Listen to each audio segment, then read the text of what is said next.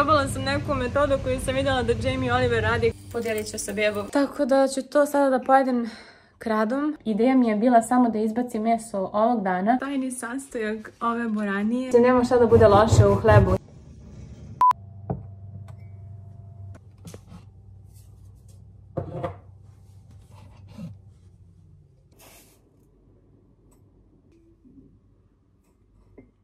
Bebac je i dalje u krevetu, ali kad se bude probudio planiram da nam napravim omlet. Obično mu pravim američke palačinke ili mafine od projenog brašna ili tako nešto. Mislim, projice mafine.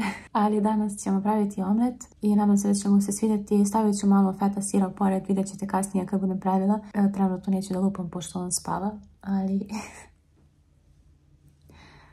Obično su takva jutra. Sklonit ću veš dok se on bude probudio. To je nešto što mogu da uradim dok čekam i popit ću kafu na brzinu. Bebac se probudio i krećemo sa spremanjem doručka. Uzet ću 4 jaja. Inače se trudim da jaja kupujem domaće. Imam jednog čovjeka koji mi baš donosi domaće jaja i baš sam srećna zbog toga. Od kako imamo bebu, mnogo se trudim da uvijek kupujem domaće. Vidite kako su različiti u boja. Neko je zeleno, neko belo, različitih oblika i žumance je mnogo drugačije. Vidite kako su žumance onako kao fluorescentno žuto u odnosu na to kada kupite u radnji. Ne znam da li se vidi pošto je malo loše osvjetljenje, ali eto.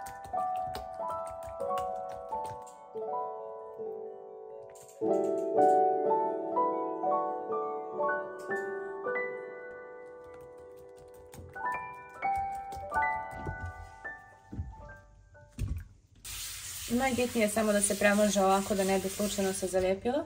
I sada ću dobro zagrijati tiganj kako bi se lakše okrenuo omlet.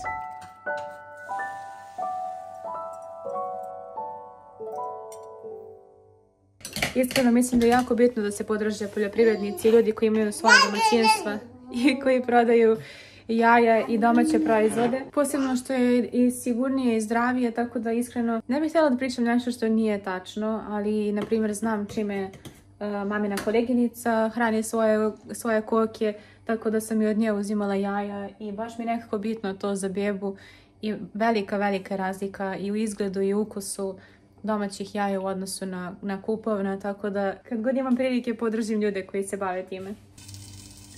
Pošto je na sredini već osušen, mogla bih da probam da ga okrenem, ali vidite kako je sa ivica, još uvijek nije vrijeme, tako da sačekat ću još malo.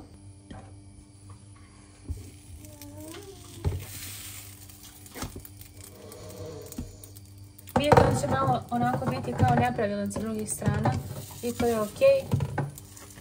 Ja to uradim ovako. Napravim kao u truglić, mada možete i onako kao na pola. Napravim u truglić i samo ga izokrećem sa svih strana. Sada sam stavila malo brašna pa je više pupnasto. I pošto ovdje ima 4 jaja, podijelit ću sa bebom. A kada stisnem i sve dok izlazi ovako kao živo, nastavim da okrećem. To je to, on će se ukuvati dodatno i sam sa sobom mislim kada ga sklonim sa toplote.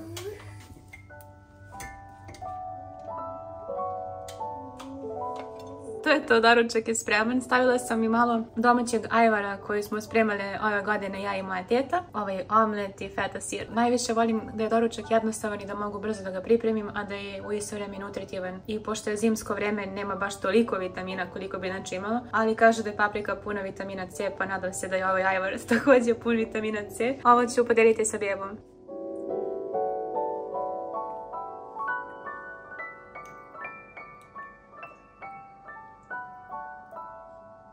Inače, ajvar bez konzervanasa, bez aditiva, bukvalno smo pravili mi i tačno znam šta ide u njega, pa mu zbog toga dajem.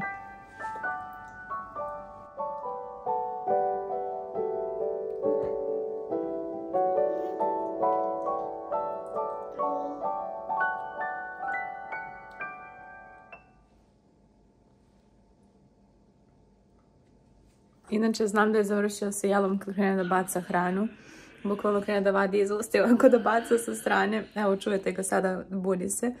Idem ja na brzinu da pojedem ovo i snimam vam kasnije kada budem pravila ručak, da vas ne bih zadržavala previše. Snimam vam kasnije kada budem spremala ručak kako to izgleda. Pošto sam bezuspešno uspavljivala bebu jedno pola sata ovdje, idem jedem nešto slatko. Bezuspešno uspavljivanje bebe. Plan za ručak mi je da spremam boraniju na način na koji moj tata to sprema. On stavi supicu iz kesice, ono kao sa pečurkama. I on onako baš zgusne tu boranju i bude baš lijepo, tako da to mi je plan za ručak. Inače, bebac je skroz u akciji trenutno i vezala sam kosu jer bukvalno mi je nemoguće da ga čuvam sa puštenom kosom jer non stop me čupa, katastrofa. Tako da, mislim, ne čupa namjerno, ali bukvalno se hvata za moju kosu kad se diže ili bilo šta, znači... Pišite mi u komentarima kako se vi nosite s tim, da li vi nosite puštenu kosu ili vezanu kosu. Moja kosa je 90% vremena vezana. Nadam se da će vam se dopasti ova ideja za ručak. Pišite mi također ako probate, i ako vam se dopadne, nadam se da će vam se dopasti. Ideja mi je bila samo da izbacim meso ovog dana, jer par dana za redom smo jeli meso i onda sam htjela da bebac malo odmori od proteina u tom smislu. Ono što sam vam rekla da ću jesti slatko je ovo. Ovo je kao proteinski puding i baš mi se sviđa. Stalno ga kupujem u Lidlu. Tako da ću to sada da pojedem kradom od bebe, pošto će plakati verovatno i tražiti onda jada, a to mu ne bih dala svakako. Tako da... Mom life, bukvalno mom life. Šta radiš to? Gdje je beba?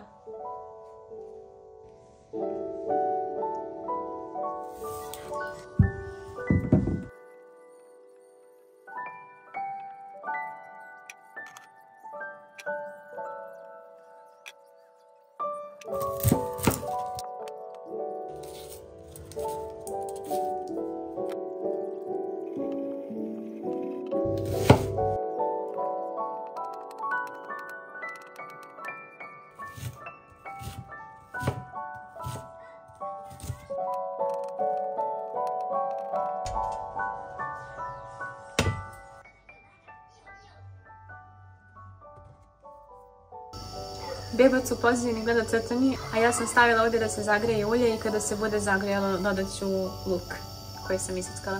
U suštini ne volim da stavljam puno ulja, ne volim puno masno, tako da sam stavila minimalno i sada ću staviti luk.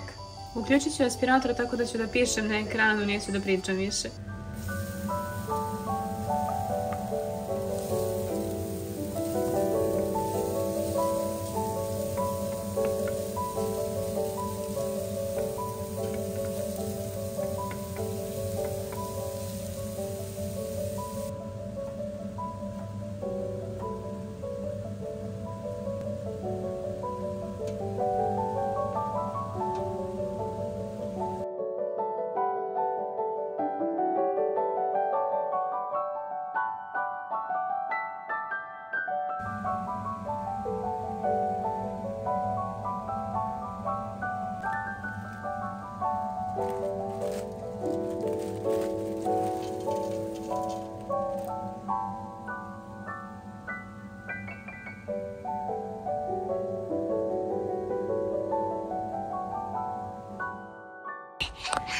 Legli smo zajedno i zaspali. Toliko o današnjem danu i kuvanju. Inače ne spavam, ne znam šta mi je.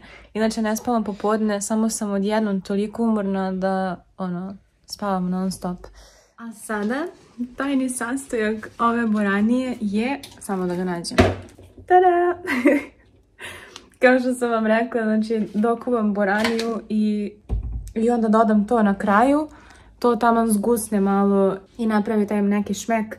Ko ne voli pečurke, možda možete tipa sa krem čorbicom od piletine. Ja ću staviti ovo od pečuraka jer je provereno, ali u svakom slučaju možete da probate. I da mi pišete u komentarima ako ste probali ovo isto sa tom pilećom krem supicom, pišite mi.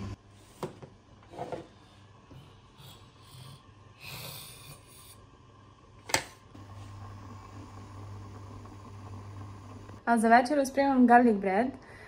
To je hleb i bijeli luk koji mi inače obožavamo. Pravim ga generalno po receptu bi trebalo da ide sa puterom.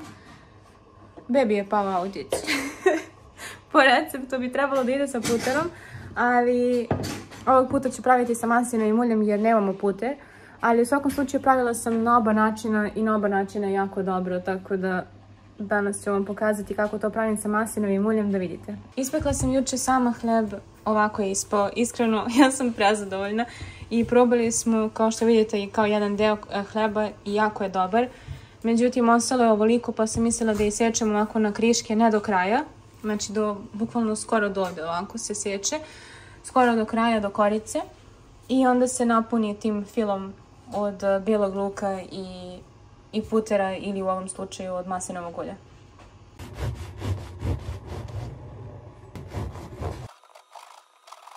Pažljivo ću isjeći samo do ovog dijela ovdje, ne znam da li vidite koliko sam isekla. I sjeći ću mrvicu deblje parčiće zato što je malo lepše tako. Pravila sam ovaj recept 1000 puta, tako da je proveren, ne brinite. Mislim, nema šta da bude loše u hlebu sa belim lukom, osim ako ne volite beli luk, ali... Da, inače, kad ovo jedete, nemojte sutradan da idete u kancelariju ili obrnuto, nemojte jedete prije kancelarije. Ja sam htjela sinoć da pravim. I onda sam se setila da Kristijan danas ide u kancelariju i onda sam bila u fazonu, dobro, mogu da odložim za jednu noć. Vidite, to ovako otprilike izgleda. Vidite do koje mere sam sekla. Inače, najbolje da se uzme tako stari hleb, mislim hleb od juče, da bi bio hrskaviji i da bi lepše upio. Stavila sam foliju ovako, aluminijumsku, zato što ću u tu foliju da ga uvijem cijelog kad ga budem stavila u rjernu. Probala sam neku metodu koju sam vidjela da Jamie Oliver radi i bukvalno je očistila luk, ovo što sam tresla, znači ja ne mogu da verujem.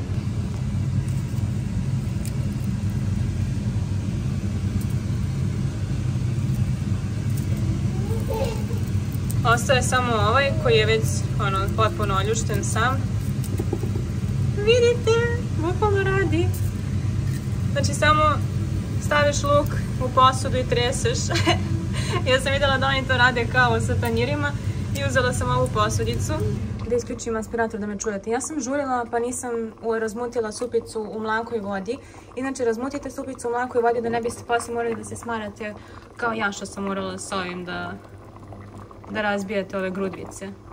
Mislim, žurila sam sad i zaboravila sam jer sam snimala video, a i bebac me zezao ovdje malo. Ali u svakom slučaju vidite ovako treba da izgleda.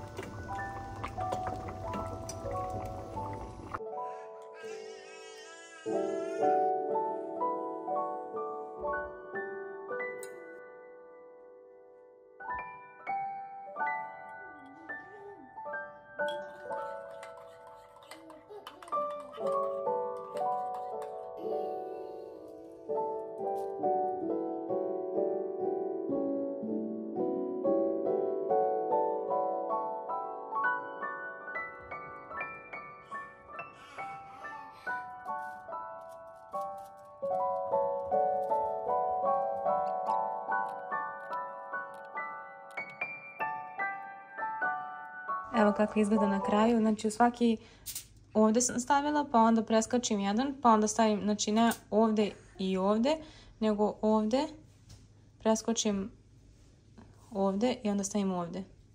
Da bi ove dvije bile spojene, ove dvije bile spojene, ove dvije, razumete me? Na taj način sam radila.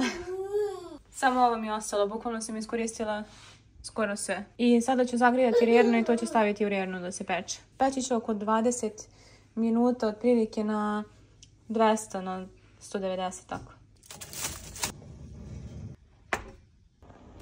To je to. Nadam se da ste uživali, subscribe-ajte se na moj kanal ako jeste i vidimo se u sljedećem videu. Ćao!